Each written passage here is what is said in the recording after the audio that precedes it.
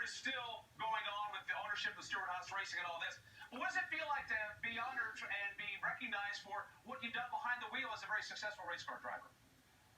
It's very humbling, to be honest. I mean, there's so many great people that are part of this sport and, that go and participate every week and have for 60 plus years in this sport. So to be a part of it and to have all the great names that are in and to know the people that are going to be in the future that we're going to be in with, it's an unbelievable feeling, but it is extremely humbling to, I guess a lot of it's just really mixed emotions because I'm still in race car driver mode and car owner mode.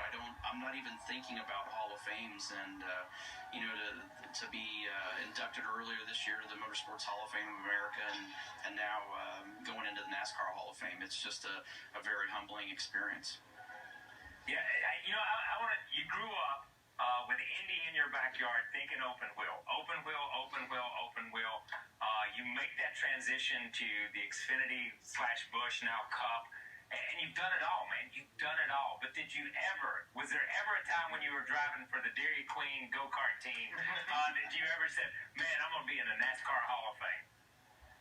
No, and it was funny because Mike Arning, who does our PR, we've kind of grown through this all together. I mean, he's been with me since 2000, my second year in the sport, and we were joking around and sitting there saying, did either one of us even think that this was even something that would be on our radar down the road? And it's just, it wasn't. It isn't. It's just not.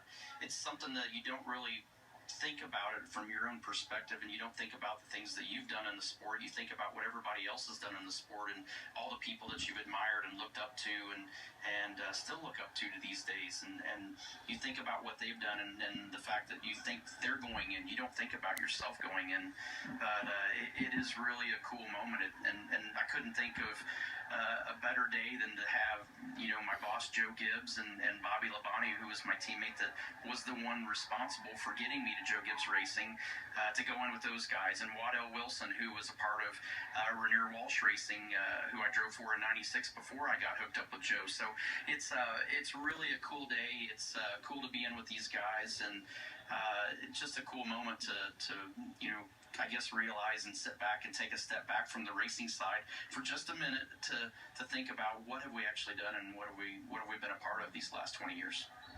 Hey, buddy, congratulations. Great honor. Welcome to the Hall. It's glad to have you a part of it, as we all knew it was going to be. So you've known pretty much that you were going to be a first-time ballot. You were going to be right there. But what has today been like for you? I had an appearance this morning in Maryville, Indiana, so I had an Ollie's Bargain Outlet store appearance this morning and then flew down here. So, and then I'm getting ready for a 4-day race weekend with my sprint car Friday through Monday. So it's just a typical day in the life, man, other than you throw this Hall of Fame curveball in here. But, I didn't sit here, I can promise you, I was not one of those people that thought that we were a shoo-in to get in. I mean, you look at the people that are on the list and that were on the ballot to go in. I think deep down I knew eventually we would end up in the Hall of Fame, but to look at the people that were in, I don't even think you worry about when you get in. I don't think it's important to be a first-year nominee and then get